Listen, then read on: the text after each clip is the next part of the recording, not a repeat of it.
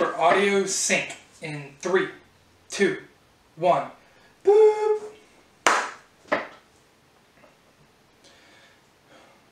Here we go. Hey guys, welcome to Unwind with the Bourboneering YouTube channel. I'm your host Austin. Still working on this title. I like Unwind. It's kind of different because this is obviously something very different from what I usually do. This is a show where I talk about wine, give some wine reviews. I'm learning about wine, and so you're learning along with me. I'm eventually going to do some basics shows and different things like that, you know, talking about the accessories and stuff like that. But I'm new and I'm learning, so you're learning along with me. So, without further ado, let me give you a few announcements and we'll get started. So, wait till the end of the show for some, you know, bigger announcements. But I'm going to go ahead and repeat what I told you in my podcast last week. Go check it out on your favorite podcast player if you haven't. Also, go ahead and like and subscribe to this channel as well. So basically, on the podcast, I'm just going to be doing reviews from now until February. February, I'm starting my new year's, new stuff on the podcast, great longer form content, things like that. Same thing with the YouTube channel, do more experiments, get more consistent, hopefully a little better at editing. I'm learning that as well. So that's all coming up, and I got a couple other announcements, so I'll let you know those at the end of this. So, without further ado, let's get on with it. So today, I'm reviewing another French wine. This one's from Burgundy, from Vin de Bourgogne, B-O-U-R-G-O-G-N-E. Please forgive me, my French, I never took French. I don't know, I took Latin in high school, so it's from the Appellation Bourgogne Contrôlée. That's basically the so I'm doing a more detailed video, but basically French wines are broken up into regions. I did a Bordeaux last time. This is a Burgundy, so different regions. And those regions themselves are broken up into sub-regions, different appellations as they're called. This one is from Bourgogne. I'm pronouncing Bourgogne, that might be very wrong, I apologize. This is the 2017 vintage of Bourgogne Rouge, so the red wine. I believe it's 100% Pinot Noir grape, so it's a Pinot Noir for us Americans here. As you can see, I've opened it. I've already let it rest and took notes on that. I'm just going to give a quick pour and give you my notes while I enjoy a quick glass. I'm actually going to be making a cocktail with this next week. I'll be recording it right now, but it'll be next week for you. So, alright. Again, I'm using my 33 bottles of wine here. This is the 2017 vintage of Bourgogne Rouge. The winery is Vin de Bourgogne in Burgundy, France. The bottle's around $30, so it's really, really, you know, affordable as far as French wine goes. And I'm going to give the nose and the taste. I don't know value, so I'm just giving the nose and taste and average that out for my score. So, on my nose, give it a little quick swirl here. It's a very strong nose. So the first one I put, I realize it sounds stupid, grape, but like I think of when I'm actually eating a grape, not like wine, but you know, eating a grape, like a red grape, sweet grape.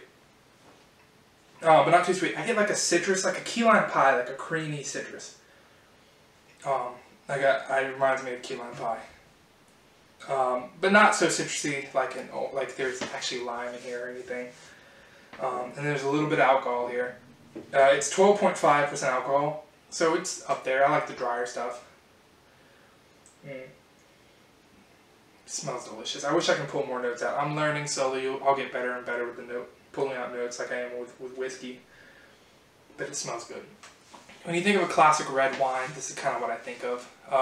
Not so dry, but it's got a pretty good dryness there. Alright, let's give it a taste, shall we? I forgot the color. And it's about purple. From a scale of clear to brown, it's about purple, right under maroon.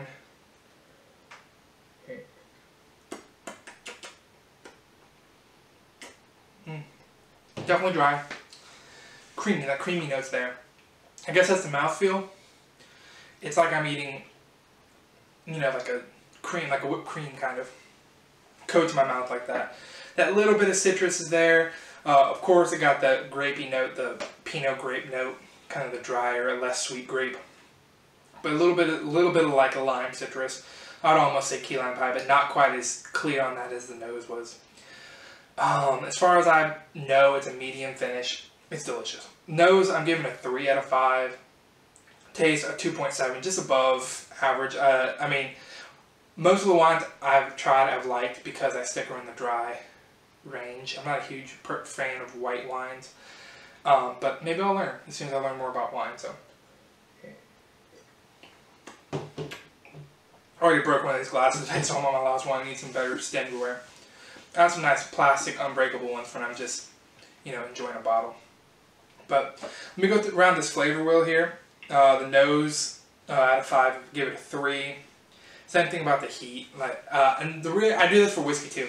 The way on this wheel, it asks what the alcohol is, and I said 12.5, and then I rate it based on what the alcohol is. How much do I feel it? So a 2.5 to 3 would be, if it's a whiskey, it's a high proof, barrel proof whiskey. A 3 would be, yeah, I expect it. It's hot, but also I expect it from the taste. Whereas a 4 or 5 on the heat would be like, it's an 80 proof, 90 proof whiskey, but it tastes like it's 100 proof or higher. That's what tastes higher. And then below 3 is, man, this is a barrel proof whiskey, but it drinks like a 90 proof. So I'm doing the same sort of thing with the wine here.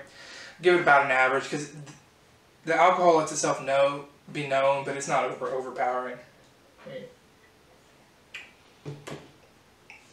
I get a 4 on the berry and the fruit, a 3 on the citrus, because there's definitely some citrus fruit there. A little lower on the stone. It's not too herbal, it's not too floral. Really not spicy at all. A little minerality, give it a 3. Sweetness is a 2, it's not super sweet, it's dry. Sour and tart, I gave it a 2, but I think it's a 3. I think it's going up there. That tartness is affecting me. Not very woody, but it's pretty tannic. I gave it a 3 on the tannic. I gave it a 4 on the body. I like that creamy mouthfeel. And the balance, I give it a 3, because between the mouthfeel, the alcohol, and the flavor, it's very, very congealing. Does that make sense? It's not any one thing sticks out of that. Give it a 2.5 on the finish, medium. It's good, not super strong. So that's where I'm at on this. I hope this helps you out if you're getting into wine, because I'm learning as well. This is definitely an educational resource for me. Check this wine out next week on a cocktail that I'm doing, that I'm trying for the first time on camera, so we'll see how that goes. But now for some bigger announcements, a couple things. One, in February, when I relaunch everything, can start my new season of everything, I'll be launching a Patreon, so go check that out. If you feel so inclined, help out the show. Everything will go toward the show. Every single penny will go to either buying a bottle, buying equipment, software, different things like that, to just better the show. Also, starting now, link down below, this is the first time I've announced this on anything, is I have a Discord channel. You can be one of the first to join. I'm not really advertising that hard until we get to the relaunch, but I started that up just to play around with it. So if you want to get on the beta here, the ground floor, check out the link below. Anyway, guys, thanks for watching. Please like and subscribe. That really helps out the show. I'm really trying to grow this channel as well as my podcast. Grow Bourboneering in general. So check out Instagram's kind of my home for everything. Go check it out at Bourboneering on Instagram. That's all I got. So cheers, everybody.